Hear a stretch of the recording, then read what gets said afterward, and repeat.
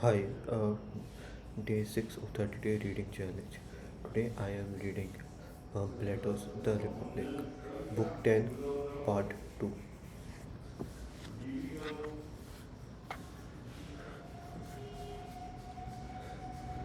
Then let's move. Then let's not leave the discussions of this point halfway, but examine it fully. Go ahead. Don't we say that a painter paints rains and a mouth with yes, and a cobbler and a metal worker makes them, of course. Then does a painter know how the rings in mouth will have to be? Or is it he or is it the case that even a cobbler and metal worker who make them don't know this, but only someone who knows how to use them, namely a horseman? That's absolutely true. And won't we say that the same holds for everything? What? That for each thing there are these three crafts, one that uses it, one that makes it, and one that imitates it. Yes, then aren't the virtue or excellence, the beauty and correctness of each manufactured item, living creature, and action related to nothing but the use for which each is made or naturally adapted? They are. It's wholly necessary, therefore, that a user of each thing has most experience of it, and of it that he tell a maker which of his product performs well or badly in actual use. A flute player, for example, tells a flute makers about the flutes that respond well in actual playing and prescribes what kind of flute he is to make, while the maker follows his instructions. Of course, then does not the one who knows give instructions about good and bad flutes, and doesn't other rely on him in making them? Yes. Therefore, a maker, through associating with and having to listen to the one who knows, has right of opinion about whether something he makes is fine or bad. But the one who knows is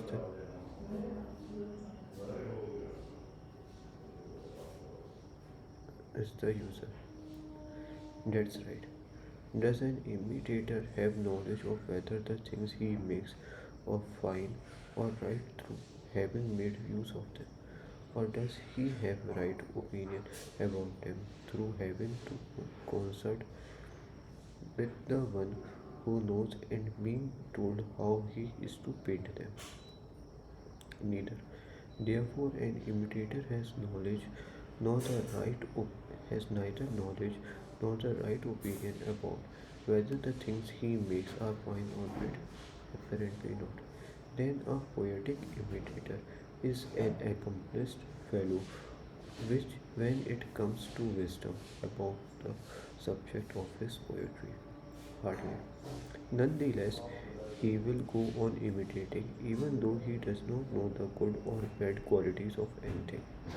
But what he will imitate, it seems, is what appears fine or beautiful to the majority of people who know nothing.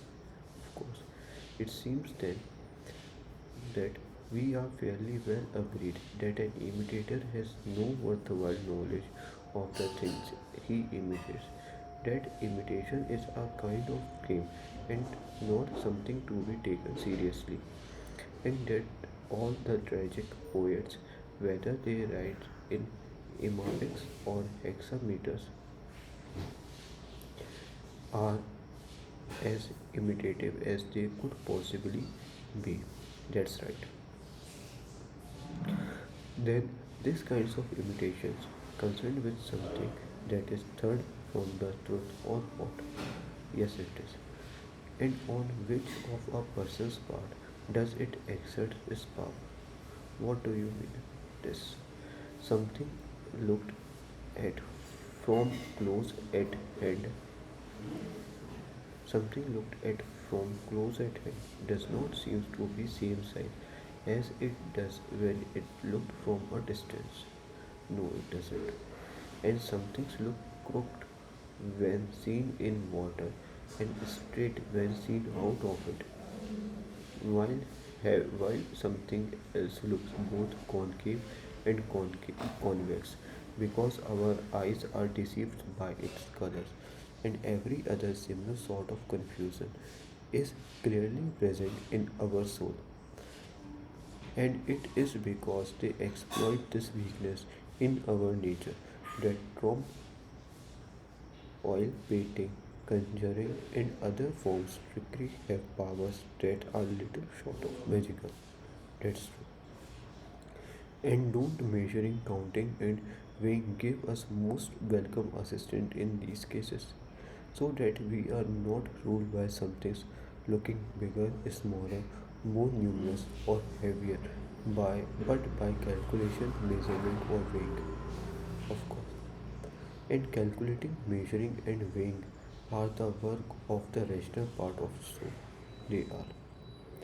But when this part has measured and has indicated the same things, that things are larger or smaller or same size as others, the opposite appears to it at the same time. Yes. And did not we say that it is impossible for the same thing to believe opposites about the same thing at the same time?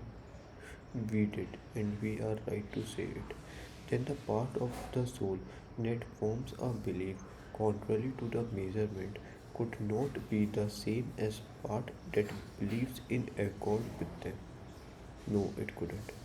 No, the part that puts its trust in measurements and calculation is the best part of the soul, of course. Therefore, the part that opposes it is one of the inferior parts in us necessary. This then is what I wanted to get agreement about when I said that painting and imitation as a whole produce work that is far from the truth, namely that imitations rarely concerts with a part of us that is far from reason, and the result of their being friends and companions in neither sound nor true. That's absolutely right. Then, then, then imitation is an inferior thing that consorts and another inferior thing to produce an inferior offspring. So it seems. Does it apply only to the imitation we see, or does it apply to the ones we hear, the ones we call Oh poetry? yeah. The probably applies to poetry as well. However, we must not rely solely on a mere probability based on analogy with painting. Instead, we must go directly to the part of our thought with which poetic imitations concerts and see whether it is inferior or something to be taken seriously. Yes, we must. Then let's set about it as follows. We say that imitative poetry imitates human beings acting voluntarily or under compulsion, who believe that as a result of these actions they are doing neither well or badly, and who experience either pleasure or pain in all this. Does it imitate anything apart from this? Nothing. Then is a person of one mind in all these circumstances, or just as as he has at war with himself in matter of sight and held opposite beliefs about the same things at the same time. Does he also fight with himself and engage in civil war with himself in matters of actions? But there is really no need for us to reach agreement on this question now, for I remember that we already came to an adequate conclusion about all things in our earlier arguments when we said that our soul is full of a myriad of such oppositions at the same time, and rightly so. It was said, but I think we omitted some things that we must now discuss. What are they? We also mentioned somewhere before that that if a decent man happens to lose his son or some other prized possession, he will bear it more easily than the other sort of people. Certainly. But now let's consider this. Will he not grieve at all? Or if that impossible, will he be somehow somehow measured in his response to pain? The latter is closer to the truth. Now tell me this about him. Will he fight his pain and put up more resistance to it when his equals can see him, or when he is alone by himself in solitude? He will fight it far more when he is being seen. But when he is alone, I suppose he will venture to say and do lots of things that he would be ashamed to be heard saying or seen doing. That's right. And isn't it a reason in law that tells him to resist his pain, while his experience of it tells him to give in? True. And when there are two possible inclinations in a person in relation to the same thing, that same time we say that he must also have two parts. Of course, isn't one part ready to obey the law where, wherever it leads him? How so? The law says, doesn't it, that it is best to keep as quiet as possible in misfortunes and not excited about them. First, it isn't clear whether such things will turn out to be good or bad in the end. Second, it does not make the future any better to take them hard. Third, human affairs are not worth taking very seriously. And finally, grief prevents the everything we most need in such circumstances from coming into play as quickly as possible. What are you referring to? Deliberation. We must accept what has happened as we would the fall of the dice, and then arrange our affairs in whatever way reason determines to be best. We must not hug the part and spend our time weeping and wailing like children when they trip.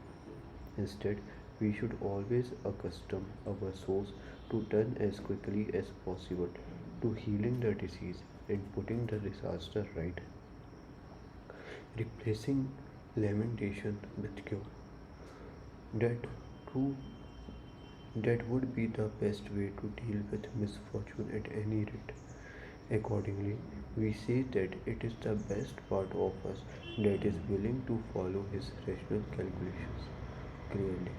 Then won't be won't we also say that the part that lead us to dwell on our misfortunes and to limitations, and that can never get enough of these things, is irrational, idle, and a friend of cowardice? We certainly will. Now, this excitable character admits of many multicolored imitations. Accord, again, accordingly, accordingly, we say that it is the best part of us that is willing to follow this rational calculation. Really. Then won't we also say that the part that lead us to dwell on our misfortune and to limitation, and that can never get enough of these things, is irrational, idle, and a friend of cowardice? We certainly will. Now, this excitable character admits of many multicolored imitations. but a rational and quiet character, which always remains pretty well the same, is neither easy to imitate nor easy to understand when imitated, especially not by a crowd consisting of all sorts of people gathered together at a theatre festival, for the experience being imitated is alien to them. Absolutely. Clearly then, an imitative poet isn't by nature related to the part of the soul that rules in such a character. And if he so to if he has to attain a good reputation with the majority of people, his cleverness isn't directed to pleasing it. Instead, he is related to the excitable and multicolored character, since it is easy to imitate. Clearly, we would be right to take him and put him aside a painter as his counterpart. Like a painter, he produces work that is inferior with respect to truth and that appeals to a part of the soul that is similarly inferior rather than to the best part. So we are right not to admit him into a city that is to be well governed, for he arouses, nourishes, and strengthens this part of the soul, and so destroys the rational one, in just the way that someone destroys the better sort of citizens when he strengthens the vicious ones and surrenders the city to them. Similarly, we will say that an imitative poet puts a bad constitution in the soul of each individual by making large images that are far removed from the truth and by gratifying the irrational part, which cannot distinguish the large and the small, but believes that the same things are large at the same time and small at another. That is right. However, we have not yet brought the most serious charge against imitation, namely that with a few rare expectations is it is able to corrupt even decent people. For that surely an altogether terrible things. It certainly is if indeed it can do that. Listen then, listen then and consider whether it can or not. When even the best of us hear Homer or some other tragedian imitating one of the four heroes, sorrowing and making a long lamenting speech or sighing and beating his breast, you know that we enjoy it, gives ourselves up to following it, sympathize with the hero, take his suffering seriously, and praise as a good poet and one who affects us most in this way. Of course, we do. But when one of us suffers a private loss, you realize that the opposite happens. We pride ourselves if we are able to keep quiet and master our grief, or we think that this is the manly thing to do, and that a behavior we placed before is womanish. I do realize that. Then are we right to praise it? Is it right to look at someone behaving in a way that we would consider unworthy and shameful and to enjoy the and praise it rather being disgusted by it? No, by God, that does not seem reasonable. No, at least if you look at it in the following way. How? If you reflect first the part of the soul that is forcibly controlled in our private misfortunes and that hungers for satisfaction of weeping and wailing,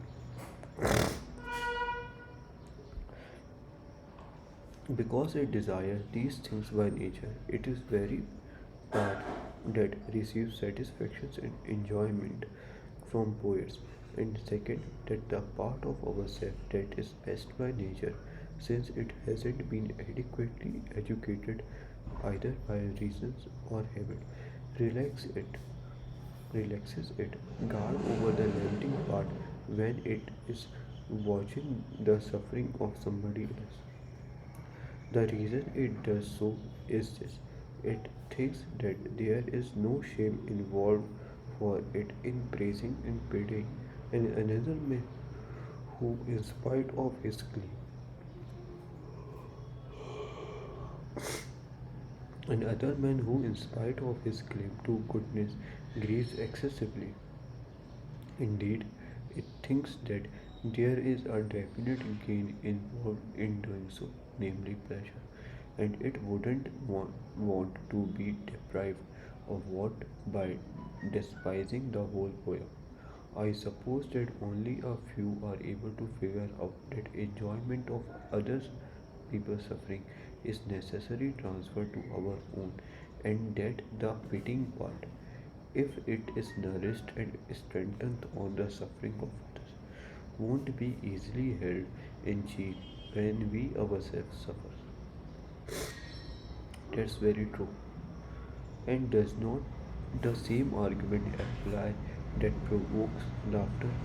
If there are any jokes that you yourself would be ashamed to tell, but that you very much enjoy hearing and don't detest as something evil in comic plays or in private, aren't you doing the same thing as in the case of what provokes pity? The part of you that wanted to tell the jokes and that has held back by your reasons for fear of things thought at buffoon. You then realize, not realizing that by making it strong in this way, you will lead into becoming a figure of fun where your own affairs are considered. Yes, indeed.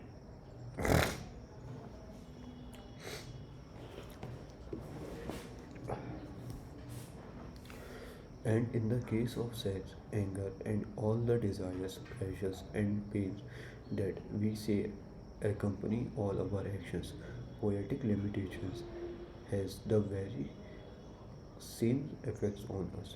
It nurtures and waters them and establishes them as rulers in us when they ought to wither and be ruled. For that we will become better and happier rather than worse and more wretched. I can't disagree with you. And so, Glucon, when you happen to meet those who praise Homer and say that he is the poet who educated Greece, and it's worth taking up his work in order to learn how to manage and educate people, and that one should arrange one's whole life in accordance with his teaching. You should welcome these people and treat them as friends, since they are as good as they are capable of being, and you should agree that Homer is the most poetic of tragedians and the first among them. But you should also know that hymns to the gods and eulogies to good peoples are only poetry we can admit in our cities. If you admit the pleasure giving muse, whether in lyric or epic poetry, pleasure and pain will be kings in our city instead of law and the things that everyone has always believed to be best, mainly, namely reason. That's absolutely true. Then let this our defense.